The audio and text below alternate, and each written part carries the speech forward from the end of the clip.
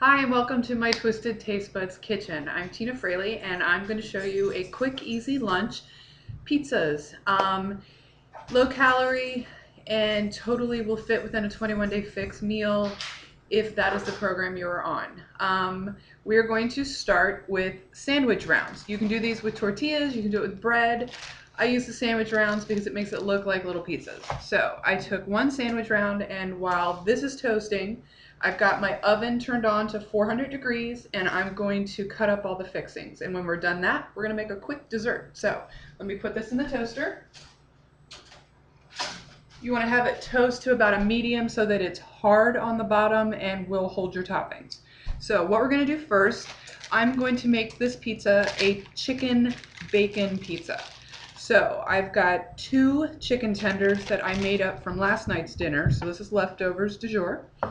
And I'm going to gently chop the chicken so that it's in bite-sized little pieces. When you lay it down on the pizza bed, you want it to be able to go bite by bite without it just pulling all of the chicken off at the same time. So we've got the chicken being minced up, and then I've got my turkey bacon, and I'm going to put that into little bite-sized pieces as well. Meanwhile, the sandwich round is still toasting, and we're going to be chopping up, I like onions on mine. You can add peppers. I'm making something for everyone to see how to make the pizzas that we make. Do you want to come say hi? No? Say hi, this is Bella. She's my little helper sometimes too. So we've got the bacon and the chicken, and now I'm going to chop the onion up so that that can go on there as well. Get that going. And for the pizza sauce, I actually used a store-bought sauce. I look for the one that's lowest in sugar. This one's got about 35 calories per serving, and the serving's 1/4 of a cup, but I'm actually only going to be using about 2 tablespoons per side. So you're still cutting your calories out that way too. So the toaster thing has popped up. You get your sandwich thin. Try not to burn yourself. And what I use is a pizza pan that's got holes in it, so it's aerated in the oven. So what I will do, move this forward, we've got the sandwich rounds down. I'm gonna take the 2 tablespoons of the pizza sauce and put it in the middle. And you can do more or less depending on how thick and saucy you like your pizzas. You want to just go in a circle and put the sauce over it like you would any normal pizza. And I like to put onion in the sauce instead of on top of my pizza because it boosts the flavor of the sauce and it keeps the onions from getting like gooey. I also put a little bit of Parmesan on there for some extra flavor. And then I put my cheese on. And I don't normally use mozzarella all the time. I like to mix it up. And the mixed Mexican cheeses that you can get are definitely good flavor to mingle with your pizzas. So you're using about 1/4 of a cup on each pizza round. Do you want some cheese? Okay, hold on. Oh, you want pizza? You can definitely have one. You want to help me? Let's do this one and then I'll make another one and you can help me with that one. I'm a mom of 7, so I gotta think on the fly even when I'm doing these videos for you guys. So I've got the pizza down and the cheese on there. I'm gonna take my pieces of chicken and I'm gonna lay it out. Probably about 3 or 4 pieces depending on how thick you cut them. I wanna make sure that I've got some of that bacon in there. And I used, I think it was 2 slices. And as you can see, I'm only putting a few pieces down there. So then I'll put some of the chicken on the other one, some of the bacon. And another trick is you can also do the cherry tomatoes. If you cut those up and put them down, they taste really good when they're in the oven too because they're real juicy. So I put that on there and then you're done. So you have your pizzas. I'm gonna put it in the oven for probably about 5 minutes is all it needs because it's just melting the cheese, getting the toppings hot, and just getting it all together to mingle. So we'll put that in there. 5 minutes on for that.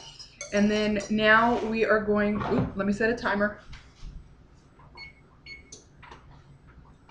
There we go, timer set. Okay, so now we've got our lunch going on or our dinner.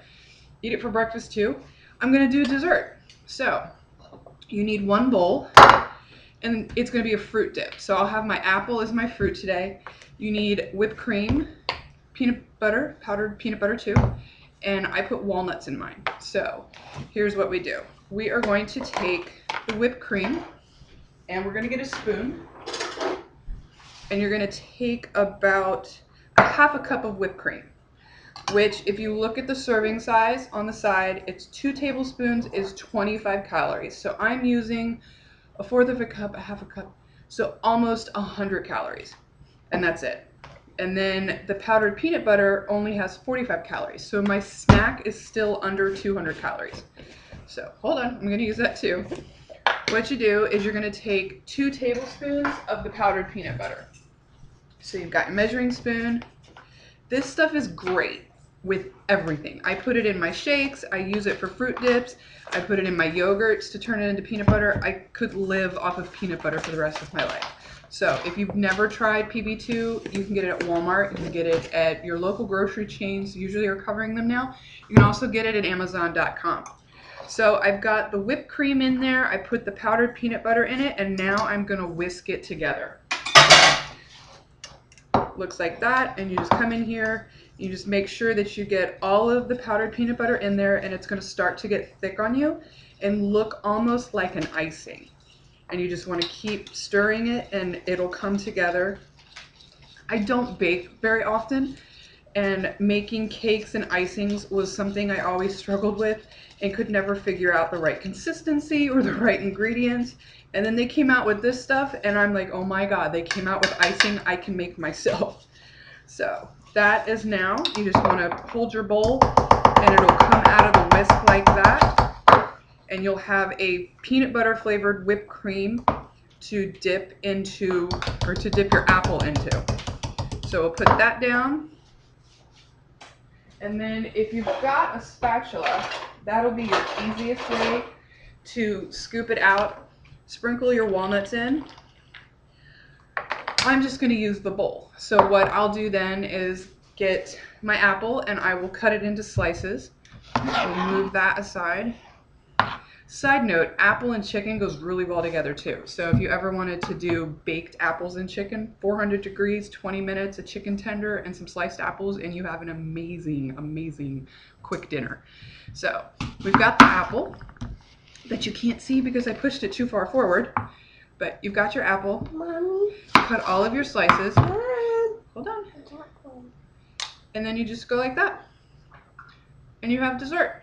So let's check our pizzas and see how they're going. Find my oven mitt.